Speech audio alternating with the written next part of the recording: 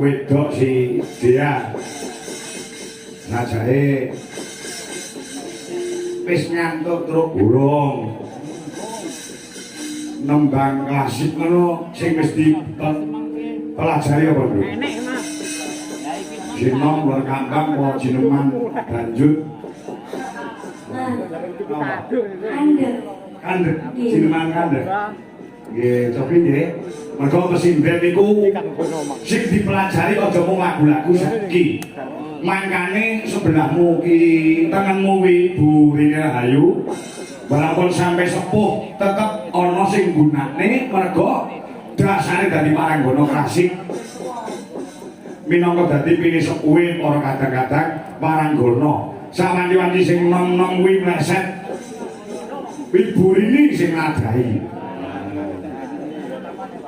mergo sing nom kuwi mleset nek Bu Rini wah kok mleset cilaka jiman ngandhek nah coba iki angel lho Dok angel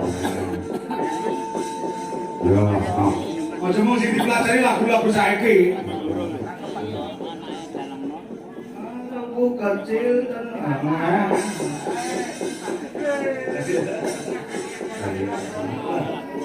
Mbah Rasim nyuwun gerajakan Banyuwangi mas kok gampang iki sing cilik sing didhisikke kaya bintang gede ya moteng nganti lha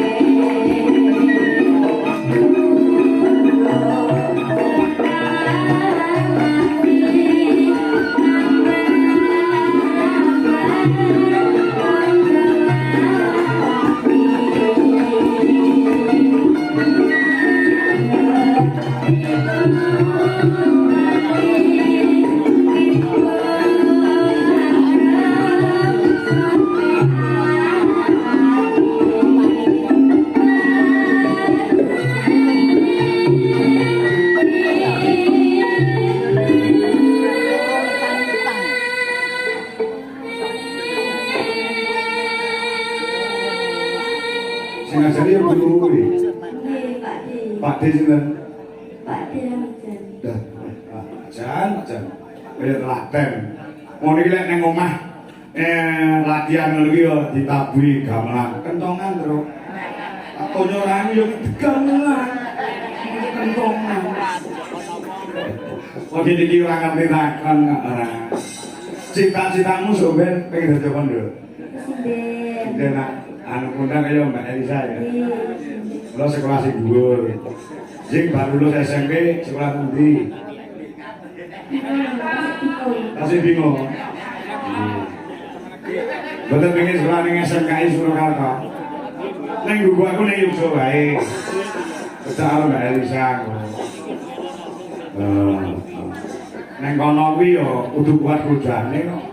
Saya bisa karo wong tuwa, adoh saka wong tuwa. Nek nganti dilihatke ning ana kesrawungane kok nganti salah. Kulo bayani. Mergo ning kono kuwi oke, codot-codot sing padha.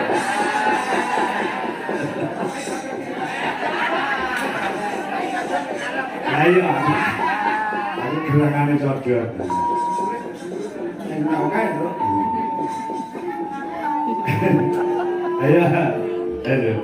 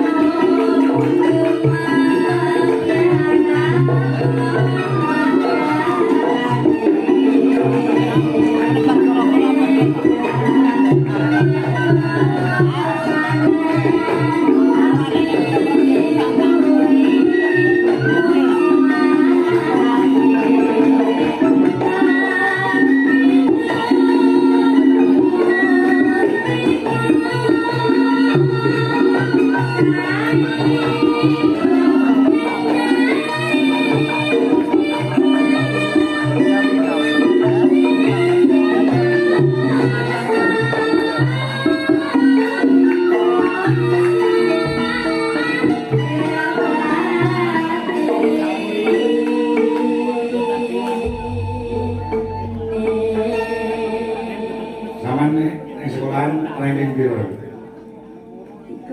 3. Luar biasa.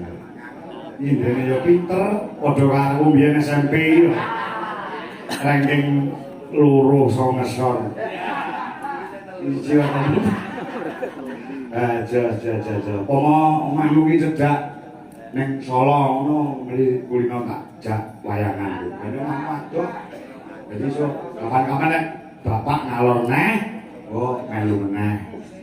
Nang Yogyo tanggal 7. Oh, sida to. Lho.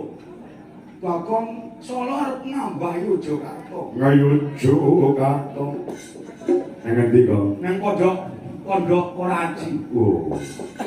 Karo Cak Kerja barang. Oh. Ini daleme pondoke Gus Miftah. Iya. Nang Yogyo tanggal 7. Monggo walune nang Ngajuk. Iya. Karo Niken Sari. Oh. Bar kuwi prei. Puasa iki kali iki diting ploro kaya puasa sasi utuh. Ora do nyambut gawe. Kali tak dol motor kendang wis payu sik. Ayo, Endo. Dia.